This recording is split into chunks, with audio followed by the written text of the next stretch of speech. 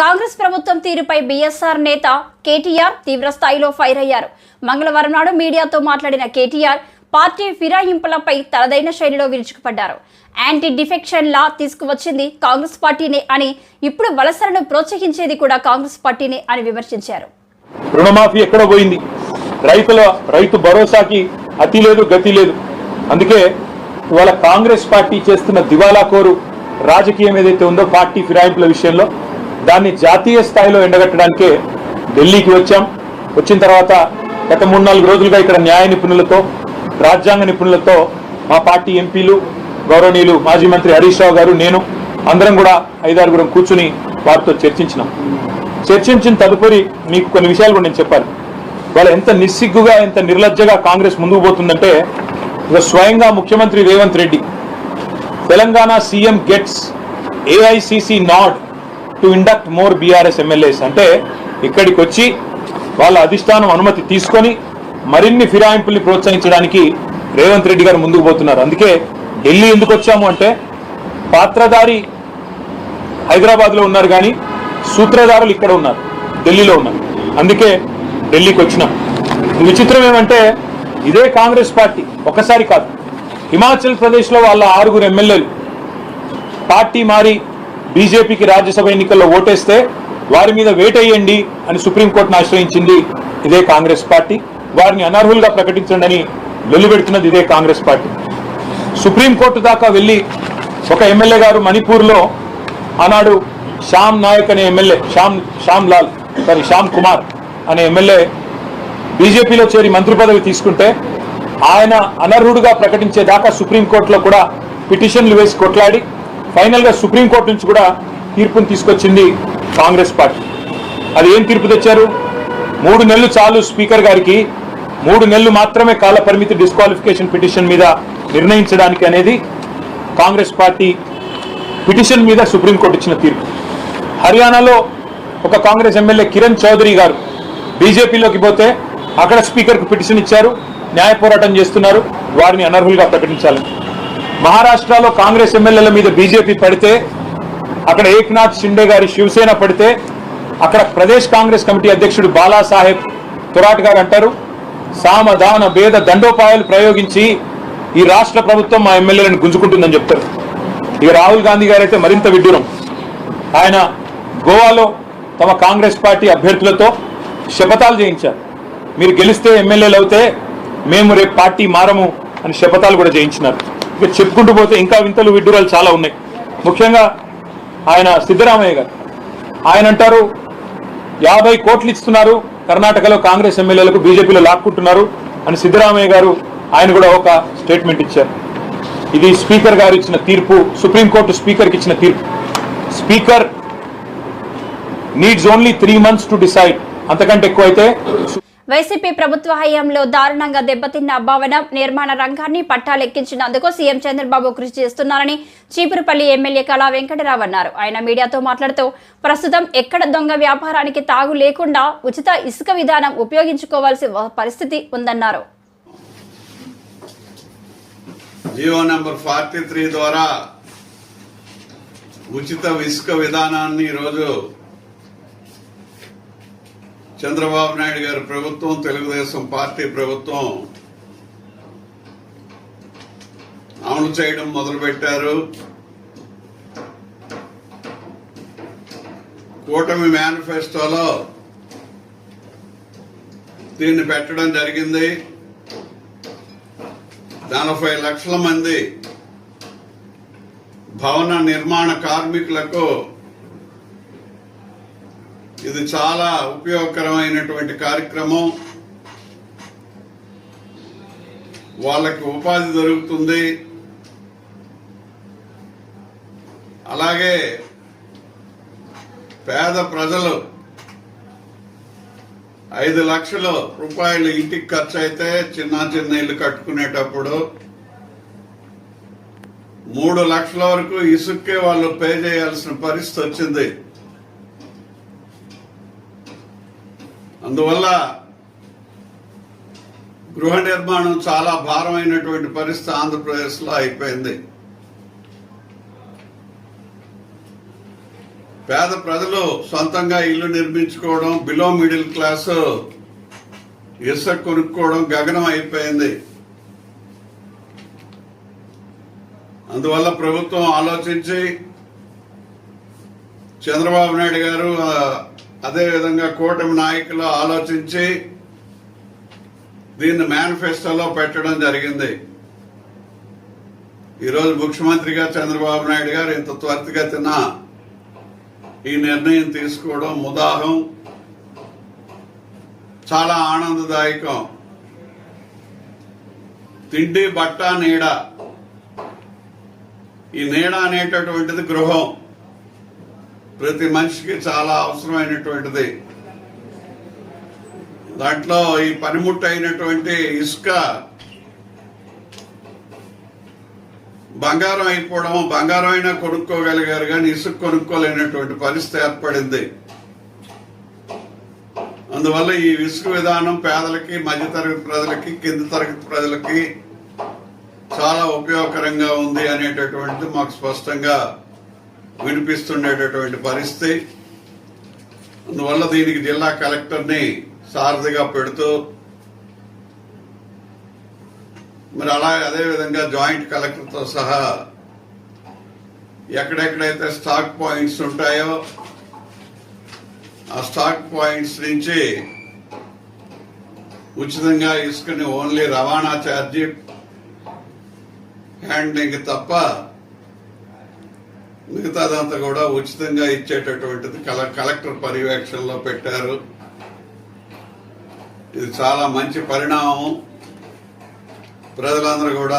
Steel plant పై మరోసారి వ్యాఖ్యలు చేసిన విశాఖ ఎంపీ శ్రీ భరత్, మేము ప్రభుత్వంలో ఉన్నాం కాబట్టి స్టీల్ ప్లాంట్ గురించి పోరాటం చేస్తామని మరోసారి భరత్ అన్నారు. చేస్తే అహంకారం పెరిగిపోతే, దౌర్జన్యం చేస్తే, ఇంత స్థాయికి వెళ్తే, సో మాకు తెలుసు తప్పకుండా ఏంటంటే అది కరెక్ట్ చేసుకుంటాం అంతే తప్ప అధికారులు అందరూ ఆనెస్ట్ అయిపోతారు, పాలిటీషియన్స్ అందరూ ఆనెస్ట్గా ఉంటారని ఎట్లా చెప్తాను నేను? నా గురించి నేను మాట్లాడగలుగుతాను కానీ పార్టీ వరకు ఏంటంటే మా ముఖ్యమంత్రి లేకపోతే పవన్ కళ్యాణ్ గారు లేకపోతే లోకేష్ అన్న వీళ్ళందరూ చాలా స్పష్టంగా ఆలోచిస్తున్నారు. మా మంత్రి టీం కూడా మీరు చూస్తే చాలామంది యంగ్స్టర్స్ని తీసుకొచ్చారు.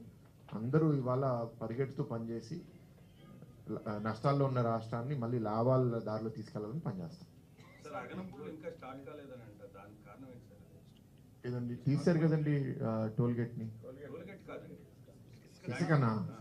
విల్ లుక్ ఇంటు దట్ అండి. నేను ఇప్పుడు ఇసుక నిల్వలు మనం ఈ గవర్నమెంట్ ఎలక్షన్ ముందు నుంచి ఇప్పటి వరకు కూడా మనం ఎక్కడా కూడా ఎక్స్కవేషన్ ఎవరు చేయలేదు. పాత స్టాక్సే ఉన్నాయి. ఇప్పుడు ప్రస్తుతానికి ఏంటంటే మన అవసరాలు ఈ వర్షాకాలం లోపల సుమారు 1,50,00,000 టన్నులు కావాలనేది ఒక ఎస్టిమేషన్, రఫ్ ఎస్టిమేషన్. బట్ మన దగ్గర ఉన్నాయి 60-70 లక్షల టన్నులు ఉందంట ఇసుక. So we have to get excavation from the high level Godavari, Vamsadhara, తర్వాత ఇటువంటి పెద్ద నదుల నుంచి తీసుకొచ్చి మన విశాఖపట్నానికి డంప్ చేయాల్సిన అవసరం ఉంది. It will take some time. కొద్దిగా ఉంది, అది స్టార్ట్ చేస్తారు. కొద్దిగా ఉంది, కాదు రేటు కాదు కానీ బికాస్ ఆఫ్ అరేంజ్మెంట్స్. ఒకరు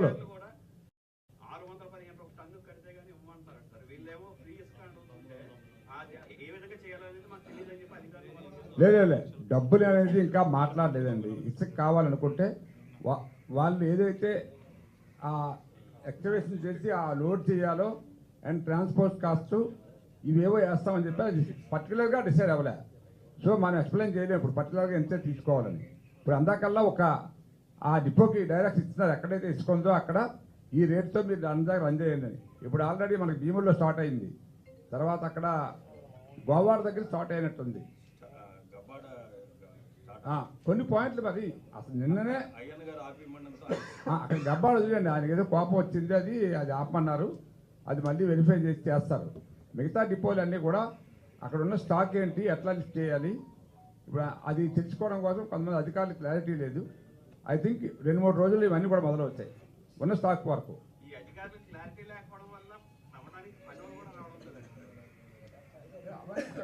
గవర్నమెంట్ మారి ఇప్పటికి 1 మంత్ అవుతుందండి. 5 ఏళ్ళు అందరు వేరే ప్రపంచం చూశారు. ఇప్పుడు కొత్త ప్రపంచం మళ్ళీ రీస్టార్ట్ అవుతుంది. మీరు అలాంటి ఫీడ్బ్యాక్ ఏది ఉన్నా సరే ఇస్తూ ఉండండి, కరెక్ట్ చేసుకుంటూ వెళ్తాం.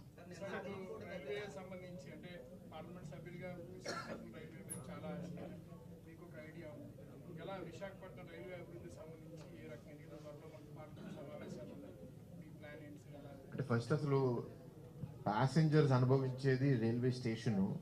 ఆ స్టేషన్ను గతంలో మీరు ప్రధానమంత్రి గారు వర్చువల్గా అది ఇనాగ్రేట్ చేసినట్టున్నారు. 600 కోట్లతో రెనోవేషన్ అనేది.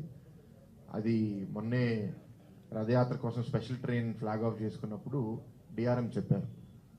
గతంలో కాంట్రాక్ట్స్ ఓపెన్ చేసి సరిగ్గా బిడ్డలు దొరకకపోవడం వల్ల మళ్ళీ కొత్త బిడ్లు పిలవడం జరిగింది. బిడ్లు మొన్నే ఓపెన్ చేశారంట.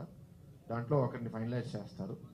అది అతి త్వరలో అది పూర్తి చేసేసి ప్రయాణికులకి అందరికీ ఒక చాలా అద్భుతమైన ఎక్స్పీరియన్స్ రైల్వే స్టేషన్లో క్రియేట్ చేయాలనే ఉద్దేశం అయితే ఉంది. ఇంకా రైల్వే జోన్కి వచ్చేసరికి ఇప్పుడు జోన్ ఇచ్చారు. ఇప్పుడు మనం డిస్కస్ చేసేది ఏంటంటే డివిజన్ కూడా వాల్టేర్లోనే రీటైన్ చేయమని. ఆ జోన్ హెడ్ క్వార్టర్స్ ఎస్టాబ్లిష్ చేయడానికి ల్యాండ్ ఇవ్వమంటే గత ప్రభుత్వం లాస్ట్ 6 నెలల్లో హడావుడిగా ముట్సర్లో. అగనంపూడి ప్రభుత్వ ఆసుపత్రి సూపరింటెండెంట్ భారతి కామెంట్స్. మల్కాపురం ప్రాంతానికి చెందిన మేఘన డెలివరీ నిమిత్తం అగనంపూడి ప్రభుత్వ ఆసుపత్రిలో చేరింది. 1వ తేదీన మేఘన ఆడబిడ్డకి జన్మనిచ్చింది. మార్నింగ్ అండి. పసుపులేటి ప్రమోద్ మేఘన్ అనే అమ్మాయి 23 ఇయర్స్. ఈమెనమాట దొడ్డి కిరణ్ అనే అబ్బాయిని లవ్ చేసింది. లవ్ చేసిన తర్వాత 21/12/2023లో వీళ్ళు అన్నవరంలో మ్యారేజ్ చేసుకున్నారు. వీళ్ళు తర్వాత కన్సీవ్ అయింది. మొన్న 1వ తేదీన అనమాట డెలివరీ అయింది. డెలివరీ అయిన తర్వాత చూడడానికి 7వ తేదీన వాళ్ళ అత్త ఈ చూడడానికి వచ్చాడు. బిడ్డని చూడడానికి వచ్చేసరికి అత్తను అల్లుడు గొడవ పడ్డారు. దాన్ని మనసులో పెట్టుకొని ఆవిడనమాట ఒక పథకం ప్రకారం తనతో క్లోజ్గా ఉన్న ఒక వ్యక్తిని కొర్లి అనే ఆయన్ని ఏర్పాటు చేసి శనివాడ జంక్షన్లో చెస్ట్ మీద కత్తితో పొడిచి చంపాడు. వీళ్ళిద్దరూ ఈ ఎవరైతే మదర్ ఉందో మదర్కున్నో డిసీజ్డ్ మదర్కున్నో ఆవిడకి కొరలేకి ఇద్దరికిన్నో ఎఫ్ఐఆర్ ఉంది. దాన్ని దృష్టిలో పెట్టుకొని ఆవిడ తాలూకా రిక్వెస్ట్ మేరకు వచ్చి వీడిని మర్డర్ చేయడం జరిగింది. దీని మీద కేసు తువ్వాడ పోలీసులో దర్యాప్తు చేస్తున్నాం. ప్రమోద్ మేఘన పసుపులేటి అనే అమ్మాయి 23 ఇయర్స్. ఈ దొడ్డి కిరణ్ అనే అబ్బాయితో లవ్లో ఉంది. లవ్లో ఉంటే డిసెంబరు 21వ తేదీన వీళ్ళకి అన్నవరంలో మ్యారేజ్ చేసుకున్నారు. ఈ అమ్మాయి ప్రెగ్నెంట్. మన 1వ తేదీన అగనంపూడి గవర్నమెంట్ హాస్పిటల్లో డెలివరీ అయింది. అయితే చూడడానికి 7వ తేదీన వస్తే ఇది అత్త అనమాట అల్లుడు ఇద్దరు గొడవ పడ్డారు. దాన్ని మనసులో పెట్టుకొని వాళ్ళ అత్తకి ఎఫ్ఐఆర్ అయితే ఎవరైతే ఉన్నారో కొరలేని ఆయన్ని రిక్వెస్ట్ చేసింది అండి చంపమని. దానిలో భాగంగా కత్తి తీసుకొని వచ్చి ముందు ప్రణాళిక వేసుకొని శనివాడ జంక్షన్ హైవే పక్కనే రాత్రి 10:15 కత్తితో చెస్ట్ మీద పొడిచి చంపాడు. అయితే వెంటనే మన పోలీస్ సిబ్బంది అంతా వెళ్ళి డెడ్ బాడీ కేజీ షిఫ్ట్ చేయడం జరిగింది. అలాగే వాడిని కూడా పట్టుకున్నాం. ఇంట్రాగేషన్ చేస్తే ఈవిడి రిక్వెస్ట్ మేరకే ఇలా చేసామని చెప్పడం జరిగింది. దీని ప్రధాన కారణం వాళ్ళ అత్తతో ఈ కొరలేకి ఇల్లీగల్ అఫైర్ ఉంది. దాని మీద ఇది గొడవ జరిగింది. ఈరోజు గిరిజన ప్రాంతంలో ఒక ఇల్లు కట్టుకోవాలంటే ఇసుక మైదాన ప్రాంతం నుంచి తీసుకురావాల్సి ఉంటుంది. అలాంటప్పుడు గత ప్రభుత్వంలో ఒక లోడే 15,000 నుంచి దాదాపుగా 20,000 రూపాయలు ట్రాన్స్పోర్టింగ్ అయ్యేది. ట్రాన్స్పోర్టింగ్తో పాటు ఇసుకను కూడా కొనుక్కునేటటువంటి పరిస్థితి. బంగారమైన కొనుక్కోవచ్చు కానీ ఇసుక కొనుక్కోలేనటువంటి పరిస్థితి వైఎస్ఆర్ కాంగ్రెస్ ప్రభుత్వంలో ఉండే. అలాంటి పరిస్థితి నుంచి ఈరోజు చంద్రబాబు నాయుడు గారు ఉచిత ఇసుకని ఏదైతే ఇవ్వడం జరిగిందో ఏజెన్సీ ప్రాంతంలో కూడా ఇప్పుడు మెరుగ్గా భవనాల నిర్మాణాలు చాలా జరుగుతున్నాయి. భవన కార్మికులు కూడా చాలామంది ఉన్నారు. అంతేకాకుండా గతంలో ఇసుక తెచ్చుకోవాలనంటే చాలా కష్టతరం ఉండేది. పైగా దానికి సరైనటువంటి నిబంధనలు లేకపోవడం వలన కేసులు పెట్టడం కానీ ఇవన్నీ జరిగేది. కానీ ఇప్పుడు ముఖ్యమంత్రి వర్యులు అటువంటి ఇబ్బందులు లేకోకుండా సుప్రీంకోర్టు కానీ హైకోర్టు కానీ ఎటువంటి ఇబ్బందులు పెట్టుకోకుండా సరైనటువంటి నియమ నిబంధనలతో ఇసుకని పేద ప్రజలందరికీ కూడా అందుబాటులో వచ్చేలాగా ఉచిత ఇసుక విధానాన్ని పెడుతూ దానికి తగ్గట్టుగా మండలాల వారీగా జిల్లాల వారీగా ఆ కౌంటర్స్ని పెట్టడమే కాదు, రేపు ప్రభుత్వం చేసేటటువంటి ఏ కార్యక్రమాన్నైనా ప్రజల భాగస్వామ్యం చేయడం ప్రధానంగా జరుగుతూ ఉంది. అందుకనే వైఎస్ఆర్ కాంగ్రెస్ ప్రభుత్వం, ఆ పార్టీలో ఉన్నటువంటి నాయకులు ఇప్పటికైనా బుద్ధి తెచ్చుకోండి. అందరికీ నమస్కారం. జడ్జింగ్ మీటింగే కదా, నైట్ చెప్పేసరికి అందరూ గొప్పగా రావాల్సి వచ్చింది. బట్ సీఎం గారి ప్రోగ్రామ్ మనకి 11th ఇక్కడ చెప్పారు. సో మన లెఫ్ట్ మెయిన్ కెనాల్ని విజిట్ చేయడం మన అనకాపల్లి జిల్లాలోని మేజర్ ప్రోగ్రామ్ అది. అక్కడ నుంచి అనకాపల్లి నుంచి వైజాగ్ వెళ్ళిపోతారు సార్, భూగాపురం దగ్గరికి వెళ్ళిపోతారు. సో అది సెపరేట్, ఆ డిస్ట్రిక్ట్ తో మనం చేసుకోవచ్చు. ఈ విషయం ఏంటంటే ఇక్కడ మిమ్మల్ని ఎందుకంటే ఇమీడియట్ గా ఆర్ఎండ్బి డిపార్ట్మెంట్ వాళ్ళని, ఇరిగేషన్ డిపార్ట్మెంట్ వాళ్ళని, సేమ్ టైం రెవెన్యూ డిపార్ట్మెంట్ వాళ్ళని కొంచెం రమ్మని చెప్పడానికి గల కారణం ఏంటంటే ఇప్పుడు ఇమీడియట్ గా మనం ప్లేసెస్ ఐడెంటిఫై చేసుకోవాలి. ఇప్పుడు ఎక్కడ మనం ప్లేస్ ఐడెంటిఫై చేసుకుంటే సార్ కి మనం అక్కడ విజిట్ చేయడానికి ఒకటేంటంటే 2 types ఆఫ్ ఇష్యూస్. ఒకటి ఇష్యూ బేస్డ్ ఉంటుంది, ఇష్యూ బేస్డ్ చూపించాలి మనం. ఎందుకంటే పోలవరం ఎంతవరకు ఆగిపోయింది, ఇప్పుడు మళ్ళీ మన ఈ గవర్నమెంట్ వచ్చిన తర్వాత స్టార్ట్ చేయాలి. ఎక్కడ మనకి ప్రాబ్లమేటిక్ గా ఉంది అది సార్ కి చూపించాలి. ఏపీలో కొలువుదీరిన కొత్త ప్రభుత్వం 3వ శ్వేతపత్రాన్ని విడుదల చేసింది. ఇప్పటికే పోలవరం, అమరావతిపై శ్వేతపత్రాలను విడుదల చేసిన ప్రభుత్వం ఇప్పుడు 3వ శ్వేతపత్రంగా ఇంధన శాఖపై విడుదల చేసింది.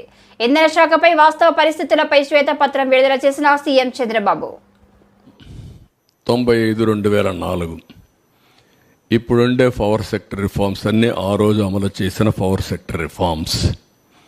First state in the country to introduce power sector reforms 98లో అమలు చేశాం. అదే మరి ఇండిపెండెంట్ రెగ్యులేటరీ కమిషన్ అపాయింట్ చేశాం, ఏపీఈఆర్సీ. దేశంలోనే మొట్టమొదటి రెగ్యులేటరీ కమిషన్.